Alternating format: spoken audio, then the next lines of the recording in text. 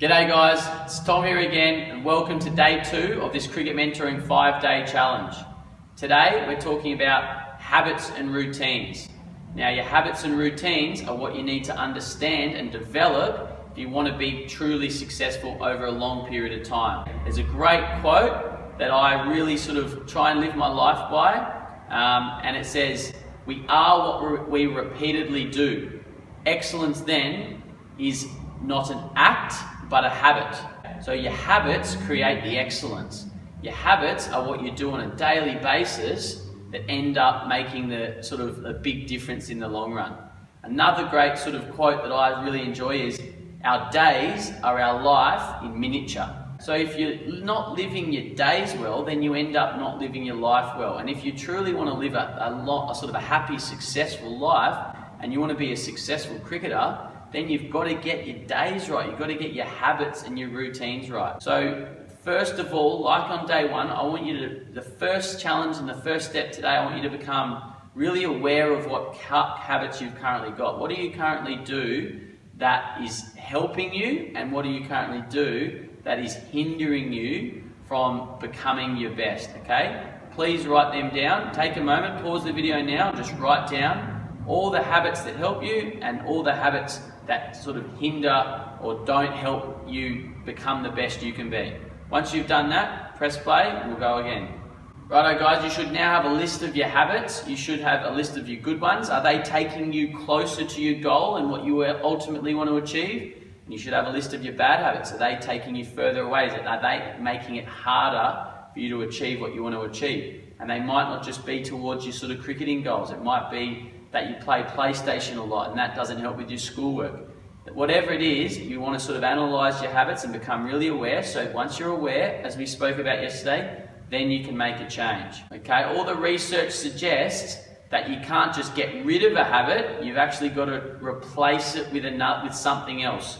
So rather than just stopping something and getting rid of it, you've got to try and replace it. So all those bad habits, we want to try and minimise and replace them with good habits. So things like playing PlayStation for too long, or watching too much TV, or being on my phone too much, or whatever it might be that you've written down as a bad habit, you want to try and replace it with something that's a good habit. So for example, if you're on your phone too much and that you say that's a bad habit, that distracts me, that's not taking me closer to my goal, maybe you replace sort of being on your phone for half an hour before bed with reading a book, something that will be a good habit where you can learn, and then you can that good habit over a period of time will really help you, take you closer to your goal. Step 2 now of this challenge is to try and analyse the bad habits and think about how you could possibly replace those bad habits with something that's going to help you and take you closer to your goal. Some good habits that you can start to develop in your daily life are things like waking up earlier. I think a lot of us, we all love our sleep, but if you truly want to be successful, and there's a lot of research and studies out there that say the most successful people get up early. They get up sort of when the sun rises, or they get up before everyone else because they want to run their day. They don't want the day to run them, they want to run their day, and they want to start their day nice and early. And that is something I live by, and something I do, and Simon does as well. We're both up at 5 in the morning most mornings, sometimes even earlier, because we want to get up, we want to get our morning routine right. We want to go through our meditation, our affirmations, our visualization, I do some stretching, a bit of movement to get my blood flowing.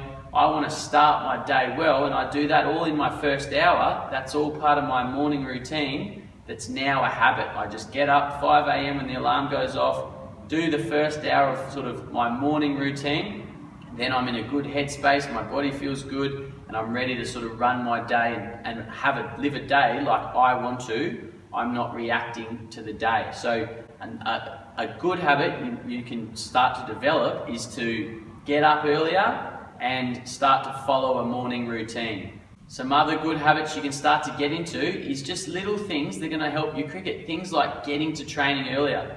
Get there, if your training starts at 5 o'clock, get there at 4:30. Just get in the habit of leaving home earlier. Get in the habit of seeing the clock at 4 or 4:15, however long you need, and aim to get there at 4:30. Give yourself that extra half an hour to get to training, get warmed up, maybe have a few throwdowns before everyone gets there, make sure you're ready. If you've got that ability, maybe you don't, maybe you're at work or uni or school, you can't get there early, but if you do, just start doing these little things. Get to the games earlier. If you're a fast bowler, you might need to warm up more than the batters. Get to the games earlier. Go through your prehab that all the professional players do. They get there early, they go through all their routine and their prehab. You've got to just start becoming aware and start developing and building habits that are going to help you, not only on day-to-day life, but also on game day. Things that are going to get you in the right mindset and the right feeling to go and play at your best. Okay guys, so today's challenge is to we should have already become aware and written down all the habits, the good and the bad habits. Now it's to start thinking about how you can replace some of the bad habits, or you can even add in some other habits to help you take you closer to those goals that you've set for the next 12 months. So it might be, like I've already mentioned a few, getting up earlier, having a morning routine, getting to training earlier, getting to game day earlier, starting to meditate, do your positive affirmations.